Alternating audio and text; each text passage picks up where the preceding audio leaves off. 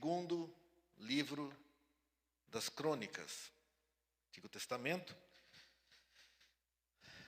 capítulo 29, segundo livro das Crônicas, capítulo 29.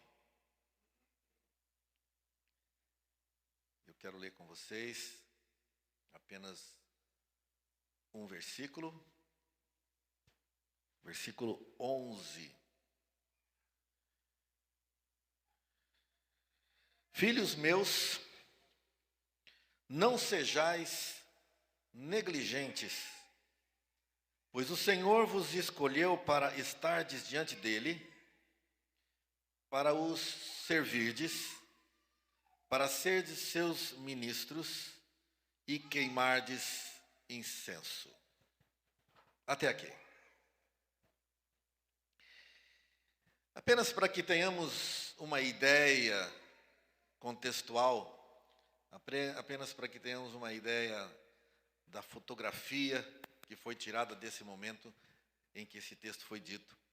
Nós estamos aqui diante do reino de Israel, reino dividido em dois, depois da morte de Salomão, reino norte e reino sul.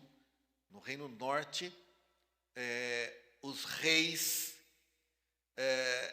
todos eles foram maus. A Bíblia chama todos os reis do norte como maus reis. E é claro que quando a Bíblia chama alguém de bom, um rei de bom ou de mau, é em relação a ele. É a comunhão que o rei tinha e o temor que ele tinha de Deus. Não era contra os seus feitos, suas conquistas ou qualquer coisa. Um líder é bom ou ruim, dependendo do seu relacionamento com Deus, e não das obras que ele constrói, ou da quantidade de membros que ele tem na sua igreja, ou coisas assim. Mas de todos os maus reis que o Reino Norte teve, diz que o Acabe foi o pior até ele. Péssimo rei. Nós sabemos quem foi Acabe, não é? E sabemos mais ainda quem foi a mulher de Acabe. Mas no Reino Sul, que é o que nós estamos falando aqui, o pior rei foi o rei Acás. O pior. O rei Acás. Ele fez de tudo que é ruim para o povo, para o Reino Sul. Ele chegou a afastar o povo de Deus. Ele diminuiu a intensidade de trabalho no templo. E ele chegou ao máximo que um rei pode chegar de distanciamento de Deus. Ele fechou o templo. Antes disso, ele tinha ido fazer uma visita à Síria, em Damasco, e entrou num templo pagão. E lá ele viu o altar do templo pagão, o altar de sacrifícios, e achou uma coisa maravilhosa. Achou tão lindo que voltou para Jerusalém e mandou que os seus engenheiros fossem copiar o altar de lá. Fizeram um desenho, construíram um altar igualzinho e colocaram no templo. Retiraram aquele que foi dado por Deus a Moisés. Retiraram aquele e colocaram o altar, que era uma cópia do altar pagão. O rei Acás fez isso. E a coisa foi indo tão mal que ele então, como eu disse, fechou o templo. Um dia chamou os sacerdotes, os levitas, vão cuidar das suas vidas. E trancou o templo e acabou a atividade no templo do rei Acás. Mas morre o rei Acás e o seu filho assume. Numa situação deplorável que o país estava, espiritualmente, e também em todas as outras áreas administrativas, financeiras e tudo mais. Porque Deus não estava satisfeito com tudo aquilo que o Acás tinha feito e o povo estava o seguindo. Porque quando um líder teme a Deus, o seu povo teme a Deus. Quando o líder é ruim, todo o resto é ruim. Não foi isso que Jesus disse, pastor? Não é o discípulo maior do que o seu mestre. Basta ao discípulo ser igual ao mestre. Ou seja, o mestre ele acaba sendo o teto do discípulo. Então um rei mau tem um povo mau. Pelo que diz o versículo 8, 9, pelo que veio grande ira do Senhor sobre Judá e Jerusalém, e os entregou ao terror e espanto, aos assobios, como vós estáis vendo com seus próprios olhos. Porque eis que nossos pais caíram à espada, e por isso os nossos filhos e as nossas filhas e as mulheres estiveram em cativeiro. Duas palavras sobressaltam nesse texto. Uma é ira de Deus, outra é cativeiro nosso. Quando deixamos de servir ao Senhor e nos afastamos dele, essas duas coisas sempre acontecem. A ira de Deus vem sobre o seu povo. E somos levados a cativeiros, sejam de outras pessoas, sejam do próprio diabo, ou das nossas próprias inclinações. E é nesse clima, nessa situação, que o rei Ezequias assume um país devastado espiritualmente. E ele sabe, Ezequias foi um dos melhores reis. Então não é porque nem sempre o filho de peixe é peixinho. Nem sempre um rei mau traz um filho mau, o seu seguidor mau, o seu sucessor mau. Mas nós temos aqui o rei Ezequias, que foi um ótimo rei. Porque logo ao assumir, ele entende que o seu povo está longe de Deus e esse é o principal dos problemas do país. A ausência de Deus causa todos os outros problemas. E Ezequias reconhece isso. E ele então chama os seus líderes, os reúne e pede 3 coisas para eles, inicialmente. Como diz aqui o versículo 5, que nós não lemos, mas eu vou mencionar para vocês. Ele reúne os líderes e pede a consagração pessoal de cada um. Consagração pessoal de cada um deles. A segunda coisa que ele pede é a consagração do templo. Está aí no versículo 5. E a terceira, para tirar a imundícia do santuário. 3 coisas. Consagração pessoal, a consagração do templo e a limpeza de toda a impureza do santuário. Princípio, base de quem quer uma administração com a bênção de Deus. Ezequias entendeu que sem isso não dava para fazer nada. E não bastasse isso, ele explica por que ele pede. O versículo 10 diz assim, nós lemos o 11, né? O 10 diz assim, agora, Ezequias está falando, e prestem bem atenção no que Ezequias está falando. Aos seus líderes, ele diz, agora, eu estou resolvido a fazer uma aliança com o Senhor, Deus de Israel, para que se desvie de nós o ardor da sua ira.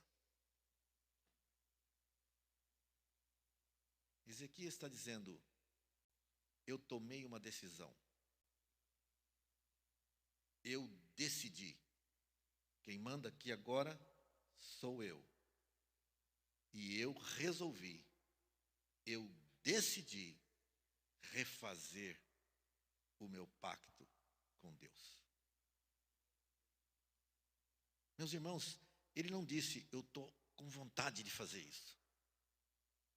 Ele não chamou os líderes e disse assim, é minha intenção fazer isso.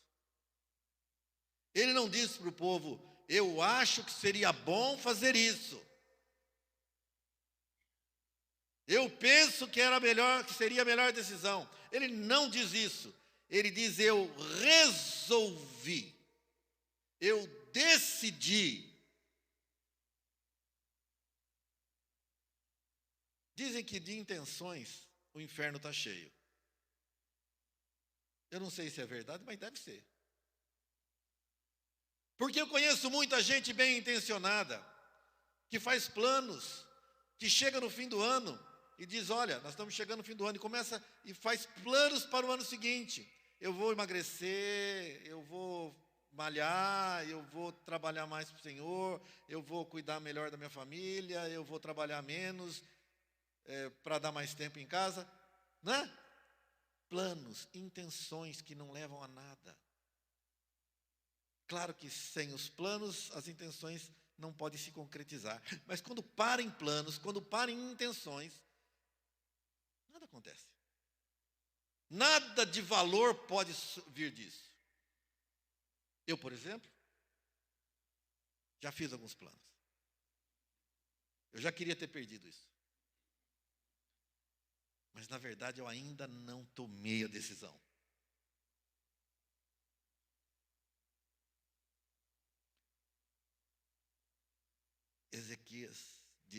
O rei Ezequias disse, eu resolvi. Eu tomei a decisão. E precisamos entender por que vale a pena tomar essa decisão. De refazer o nosso pacto com Deus. E o texto nos explica isso. Primeiro, versículo 11 diz, você foi escolhido para estar com Deus. Você foi escolhido. Ele diz, não seja negligente, não seja frouxo, não seja relaxado, porque você foi escolhido para estar com Deus. Primeiro, não podemos deixar de lado essa palavra escolhido. Nós fomos escolhidos por Deus. Tantas pessoas poderiam estar fazendo a obra ou tendo ela nas mãos como nós temos.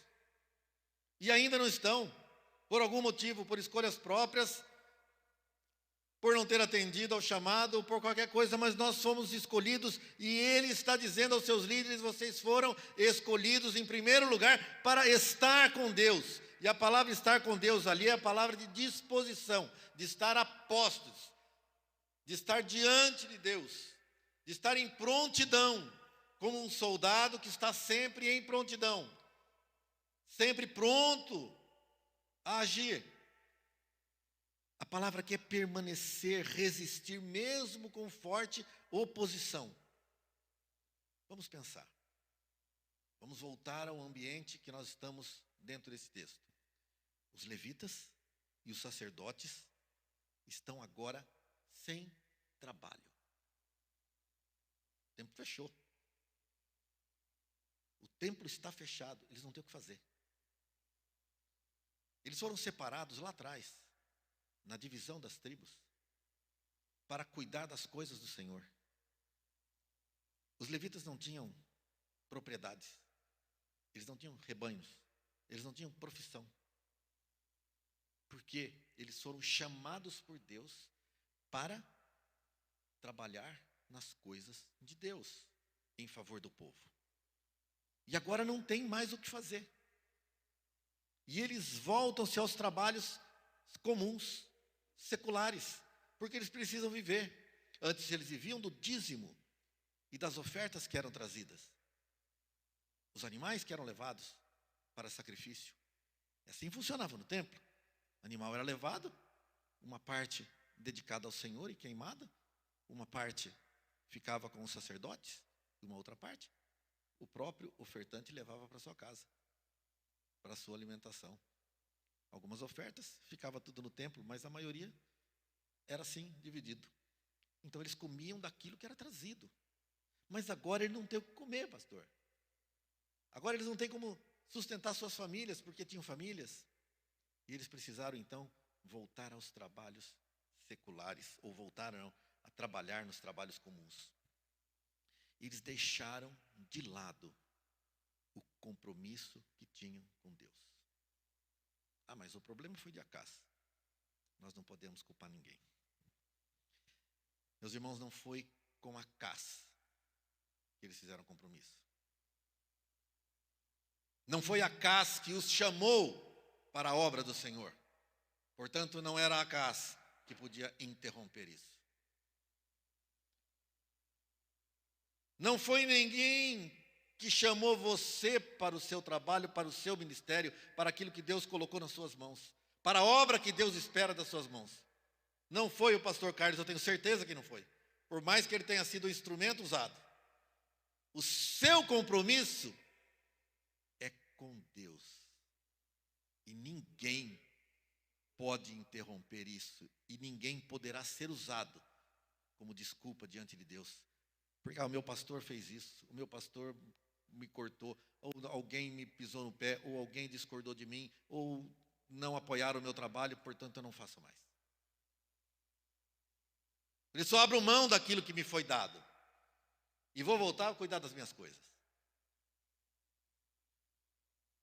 Nós não podemos deixar a prioridade do compromisso que temos com Deus por qualquer motivo, por maior que seja a decepção que nós tenhamos com as igrejas. E sempre temos. Lidamos com pessoas, estamos sempre nos decepcionando. Isso aí é parte da vida, é parte do nosso crescimento, do amadurecimento, é parte do calo que nós temos que fazer nas mãos.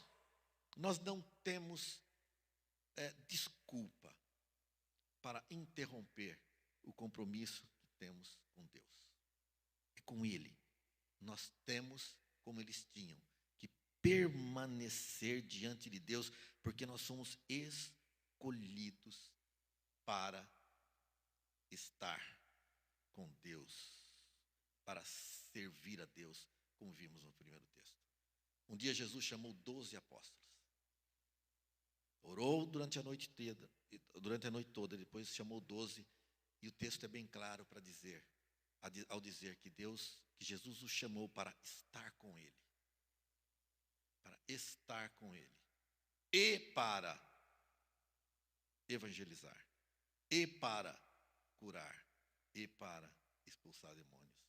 Mas antes disso, para estar com Ele. Nós somos escolhidos por isso. Se você é desses que por algum motivo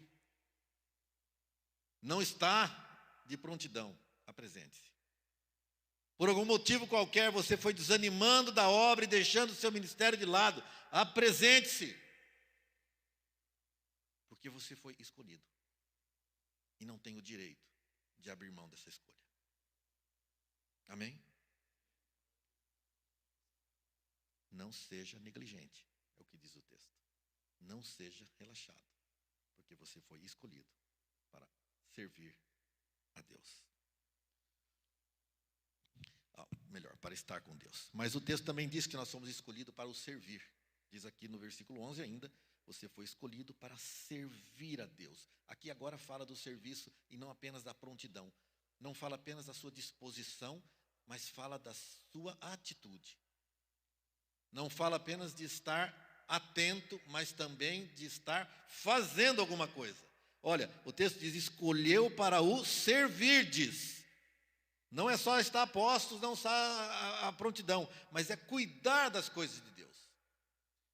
Meus irmãos, quantas vezes eu vi, conheço, vivi a história de crentes, e pelo motivo anterior, por estar desanimado com alguma coisa, ele continua até vindo na igreja. Mas nunca mais foi o crente de antes. Ele continuou fazendo a obra, mas nunca do mesmo jeito. A empolgação acabou e o semblante caiu. Você conhece algum crente emburrado? Pastor, tem algum na sua igreja? Aqui não tem. Que bom. Isso é um problema que a gente tem lá no Brasil ainda. Crente que você fala, olha, vamos pintar aqui de amarelo. E ele fala, não, eu gostaria de azul. Não, mas nós vamos pintar de amarelo, porque o amarelo... Aí ele emburra, também não pinto. Não é do jeito que eu quero, também não vou fazer. Eu estava tão empolgado com aquele trabalho que eu apresentei e o pastor não gostou. Eu estava tão animado com aquilo, chamei todo mundo, não apareceu ninguém. Aí também não faço mais. Irmão, gente emburrada na igreja tem aos montes. Mas você não pode ser relaxado ou negligente, para usar uma palavra mais bonitinha, porque você foi escolhido para servir a Deus. A honra, por um lado, e o compromisso, pelo outro lado. Um dia, o rei Davi teve uma ideia. Ele havia recebido um presente do rei Irão, o rei de Tiro, que fez uma casa palacial para ele, de cedro do Líbano, e mandou de presente. Os navios desceram, foram até Jope, e foram tudo isso carregado para Jerusalém. E como os israelitas estão sempre acostumados a trabalhar com pedras, que o país tem muita pedra, não são especialistas em madeira, então ele também mandou os carpinteiros e os especialistas para fazer a montagem da casa em Jerusalém.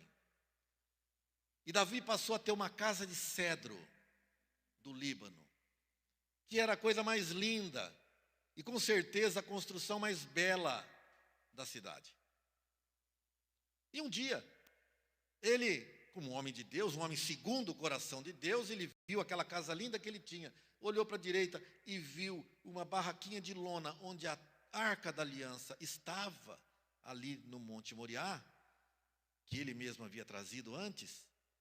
Não era nem o tabernáculo, era só uma tenda para... Tabernáculo já não existia naquela época, era uma tenda com a arca. E ele falou, alguma coisa está errada aqui. Tem alguma coisa que não está certa nessa situação.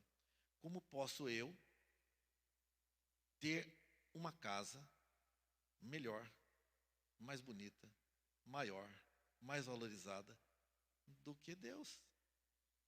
Essa ordem está errada. Tudo bem que não foi ele que fez, ele ganhou. Mesmo assim, algo incomodou o seu coração. Como algo de Deus pode ser pior do que o meu?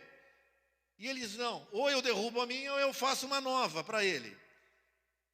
E ele então tomou a decisão, vou construir um templo para o Senhor. Eu vou construir um templo. Olha que ideia maravilhosa. Vou construir um templo. E ele chamou então o profeta Natã e disse, eu vou construir um templo. Vai ser um negócio bonito, muito melhor do que minha casa. Eu vou fazer um negócio porque Deus merece ter mais do que eu, e não eu mais do que Deus. Parece nos dias de hoje. Nos dias de hoje também são assim, né? Não é? É ou não é? Os crentes fazem a mesma coisa. Constroem os seus palacetes e a casa de Deus às vezes está à míngua. Às vezes não tem dinheiro nem para trocar as lâmpadas, pagar as suas despesas ou sustentar o seu pastor. Mas isso não acontece com alguém que é segundo o coração de Deus. Gente assim tem os seus erros, mas algo o incomoda, e foi o que incomodou. E ele chamou o profeta e falou, vai ser assim. E o profeta disse, olha, legal, boa ideia sua, pode fazer, vai com Deus, isso aí com certeza é a ideia de Deus. E ele sai. Sai e Deus fala, não, Natã, volta lá e fala que não é para ele fazer. Quando a gente junta as informações de Samuel com Crônicas, a gente vê que Deus falou mais ou menos essas palavras para Natã. Fala para Davi que a ideia que ele teve foi boa. Estou satisfeito, porque eu nunca pedi isso, nunca pedi para ninguém isso. Eu nunca pedi um templo para ninguém. Ele teve a ideia, tudo bem. Porém, ele não pode fazer isso, porque ele tem a mão suja de sangue, então não vai fazer, mas o filho dele eu deixo fazer. Parafraseando, foi isso que Natã foi levar para Davi. Se Davi fosse um dos membros da minha igreja, certamente ficaria emburrado. Se a ideia foi boa, se ninguém nunca pensou nisso, se é uma coisa que eu estou fazendo de coração com a maior alegria, por que eu não posso fazer? Por que tem que ser outro? Por que não pode ser eu que tive a ideia? Também não brinco mais. Não é? Pego, ponho a bola embaixo do braço e vou para casa. Davi não fez isso. Meus irmãos, quantas vezes nós agimos dessa forma? Às vezes a sua ideia realmente é maravilhosa, mas não é para você fazer, ou talvez não é para aquele momento. É possível até que você esteja além do momento que a sua igreja está vivendo, e não dá para fazer agora. Enfim, seja qual o motivo que for, se a sua ideia foi barrada, porque Deus achou melhor assim, porque se não fosse, ela estaria à frente. O fato é que Davi falou, tá bom, o que eu vou fazer? Brigar com Deus eu não vou. Se ele falou, tá bom. Eu não posso construir, mas eu vou fazer todo o resto. Eu não posso fazer. Deus falou que eu não podia começar a levantar os tijolos, mas o resto eu vou fazer. E Davi, então, fez a planta do templo. Ele fez a planta do templo que iria ser construído. Depois, ele fez a relação de materiais que seriam necessários para construir aquele templo. Depois, ele juntou todos os materiais. Todos. Para fazer o templo que não era ele que ia fazer. Que não ia ter o nome, o Templo de Davi. Ia ter, como tem até hoje, o Templo de Salomão. Não é? Não ia ter o nome dele não estaria nas placas. Não estaria na Bíblia mencionado como o templo que ele fez. Mas ele não ligou para isso. Ele não queria aparecer, ele queria servir. Então ele fez, meus irmãos, parece brincadeira, mas a Bíblia nos diz isso, que ele deixou pronto, estocado, até os pregos que seriam usados na construção do templo. Quando acabou o dinheiro, ele abriu dos seus tesouros pessoais e começou a pagar do bolso. Comprar os materiais do seu bolso. Mas parou por aí? Não parou. Ele queria mais. Ele então começou a construir os instrumentos musicais que seriam tocados no templo. Fez todos eles. Para um templo, pastor Davi, que nem existia, já tinha os instrumentos musicais. Não bastasse isso, ele montou as equipes dos instrumentistas, a turma do louvor, e treinou cada um deles nos instrumentos que ele tinha construído, para que tocassem num templo que nem existia. Mas Davi fez mais do que isso. Ele fez a escala da função, do trabalho sacerdotal e de todos os levitas. A escala anual. Uma semana, cada família iria cuidar do templo. Uma escala que ficou funcionando até os tempos de Jesus. Vocês se lembram que quando estava no templo Zacarias, e ele recebeu recebeu a presença do anjo, a visita do anjo avisando do nascimento de João Batista, a Bíblia nos diz que Zacarias era do turno, ele estava lá acendendo incenso, ele era do turno de Abias. Que raio de Abias é esse? É o turno que Davi tinha feito lá atrás, e que ainda era mantido. A separação de trabalho de um templo que nem existia, como a gente tem escala dos diáconos, escala da equipe de louvor, escala de quem vai fazer isso, escala do professor da escola musical. Ele fez a escala de um templo que nem existia. Davi é o exemplo de um homem segundo o coração de Deus, que pode até não gostar da decisão de Deus, mas não muda a sua postura por isso. Continua servindo e continua servindo. E quando o rei Ezequias convocou os líderes para fazer a limpeza e purificação do templo, eles atenderam prontamente. E em 16 dias, estava tudo limpo. Chegaram lá, Ezequias, pode inaugurar o templo de novo. Está tudo limpo, tudo arrumado, tudo pronto, tudo bonitinho. É só tocar para frente. Não seja negligente, porque você foi escolhido para servir a Deus. Para estar com Deus, para servir a Deus. E o texto nos mostra que também fomos escolhidos para servir ao nosso irmão. Não é apenas estar com Deus, não é apenas servir a Deus, mas também servir ao seu irmão. Isso é parte do nosso trabalho cristão, da nossa responsabilidade cristã. Veja, versículo 11 diz: e vos escolheu para ser de seus ministros. Ministros. Aparece 2 vezes no original a palavra ministro. A palavra aqui no item anterior, olha, você foi escolhido para ministrar a Deus. E aparece de novo a palavra ministrar. Ministrar é servir, é trabalhar, não é?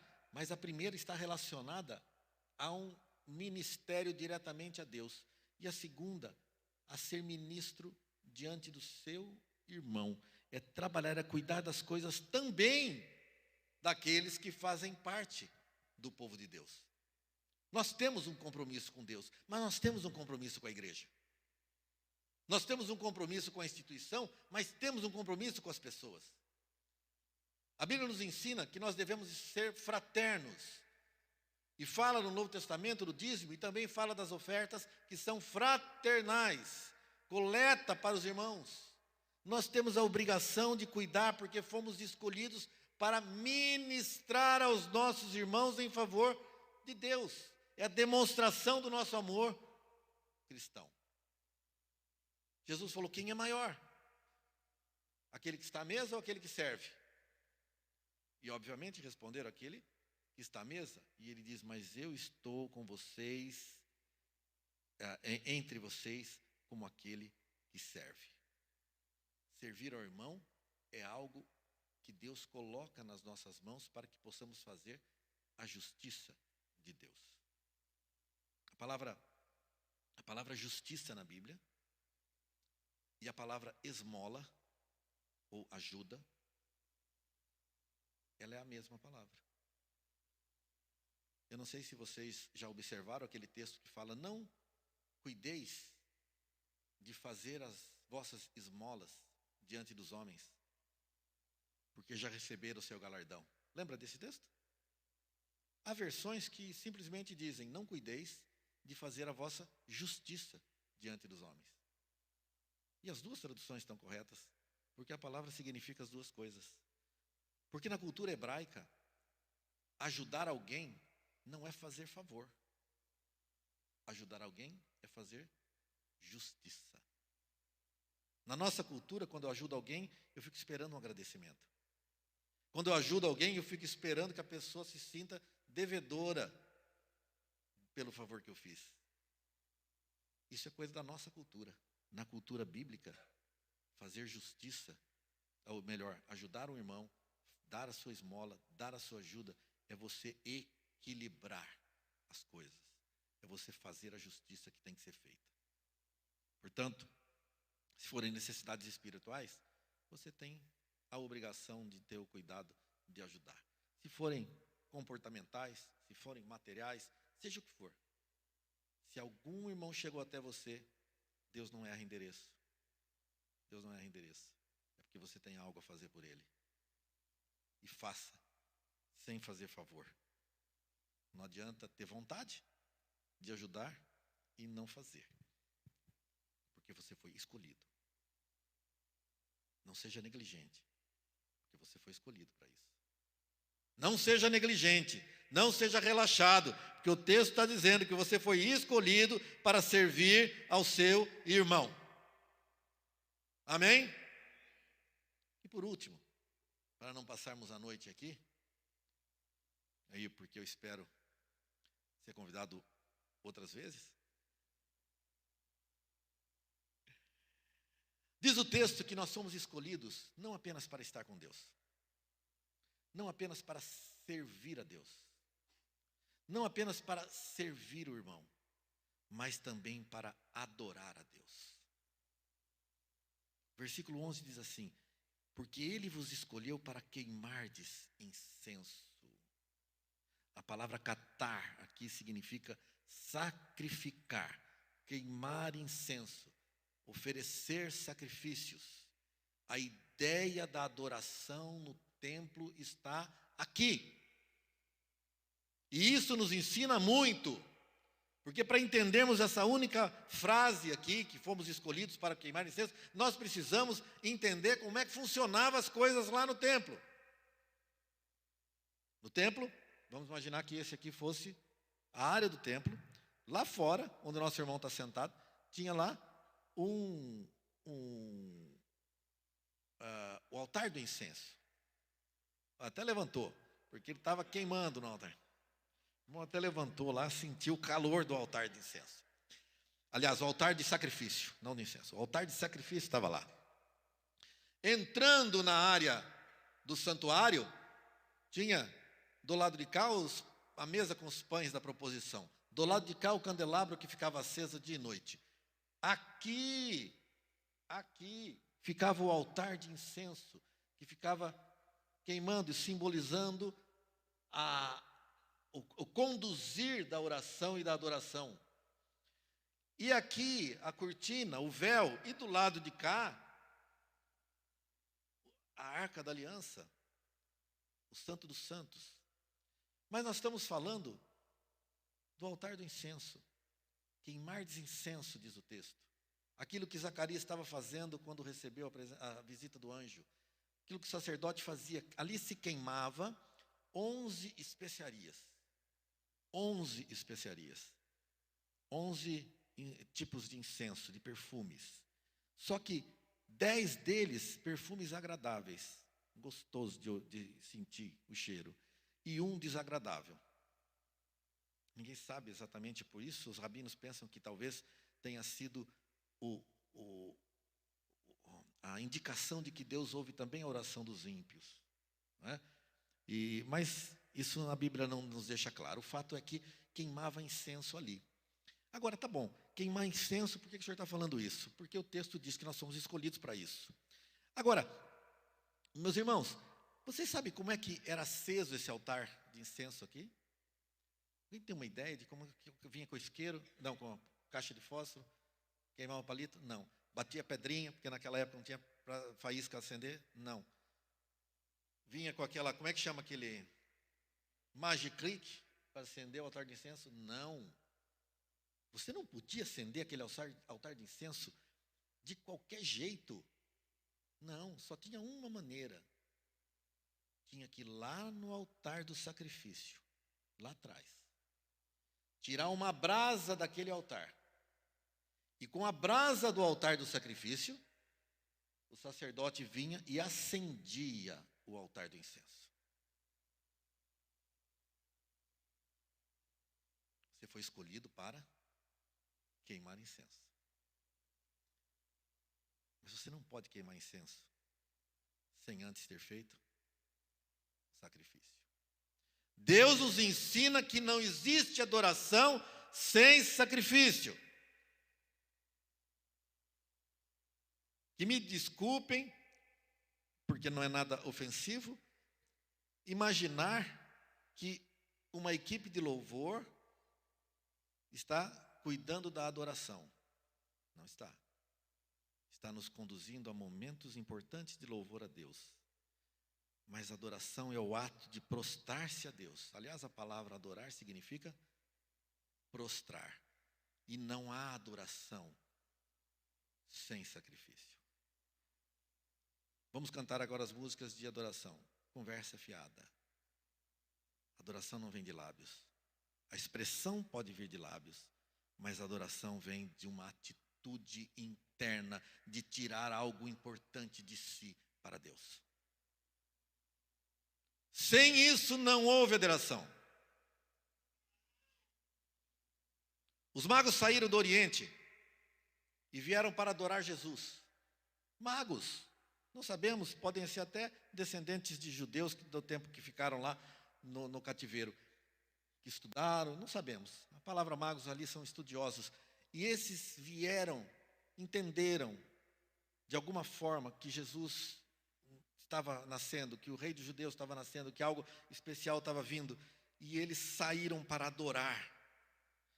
E ao sair para adorar, eles arrumaram no seu camelo lá da Mesopotâmia, colocaram comida, colocaram roupa, colocaram água para beber, sei lá tudo que eles colocaram. Mas eles não esqueceram de colocar coisas de valor para entregar como adoração. Ouro, incenso e mirra. As 3 coisas de grande valor na época. Eram 3 coisas que valiam muito. O ouro não valia mais do que o incenso e do que a mirra, que era produzida naquele lado. E eles trouxeram, porque não dá para adorar sem tirar algo de si e entregar a Deus. Seja do seu tempo, seja das suas finanças, seja dos seus bens, seja do seu trabalho, seja do que for. Adorar não é cantar. Adorar é tirar algo de si e entregar a Deus. Algo de valor. Davi, quando foi comprar o Monte Moriá, para fazer a tenda e colocar a arca, como eu mencionei, e que depois viria a ser o templo ali, ele disse para Araúna, o dono, falou: eu quero comprar isso aqui, para fazer o templo, na época não, para fazer colocar a arca, e para fazer o altar, na verdade, naquele momento. E ele disse assim, Araúna falou: se é para Deus, não custa nada, está de graça, pode pegar, lugar pode usar. E se precisar de animais para sacrifício está aqui, e se precisar de madeiras para sacrifício está ali, pode fazer o que quiser. E a resposta de Davi, homem segundo o coração de Deus, foi qual? De jeito nenhum que eu vou oferecer alguma coisa ao meu Deus que não tenha me custado nada. Meus irmãos, rogo-vos, pois, irmãos, diz Paulo, pelas misericórdias de Deus, que apresenteis o vosso corpo como sacrifício vivo, santo e agradável a Deus. Esse é o vosso culto racional. Não há culto, não há adoração sem sacrifício. Amém? Por isso, aprendemos com o texto: não sejam negligentes, porque o Senhor vos escolheu para ser um adorador. Ezequias tomou uma decisão. E a decisão produziu resultados extraordinários. Ezequias tomou uma decisão. E os seus líderes fizeram mais do que eles esperavam. Em 16 dias, como eu disse, estava tudo pronto. Mas isso gerou um avivamento tão grande, que se vocês olharem os capítulos 30 e 31 desse mesmo, nós lemos o 29, se você ler o 30 e o 31, capítulo 30 e 31, você vai ver que houve um avivamento na região. Pessoas foram atingidas pelo fervor espiritual que nasceu da decisão de um homem. Aí você pode dizer: não, eu não sou nenhum rei para tomar uma decisão dessa. Eu nem sou um pastor da igreja para tomar uma decisão dessa. Mas você é o rei da sua vida. Abaixo de Deus é você quem manda nela. Abaixo de Deus é você que cuida dos seus filhos, da sua família. Você precisa tomar decisão. Você precisa parar das boas intenções. Deixa as boas intenções para depois. Mas pegue algo da sua boa intenção e tome uma decisão. Refaça o seu pacto com Deus. Eu decidi, disse Ezequias. Eu resolvi, disse Ezequias, refazer o meu pacto com Deus. E esse é o desafio que eu deixo nas suas mãos. Baixe sua cabeça. E vamos orar.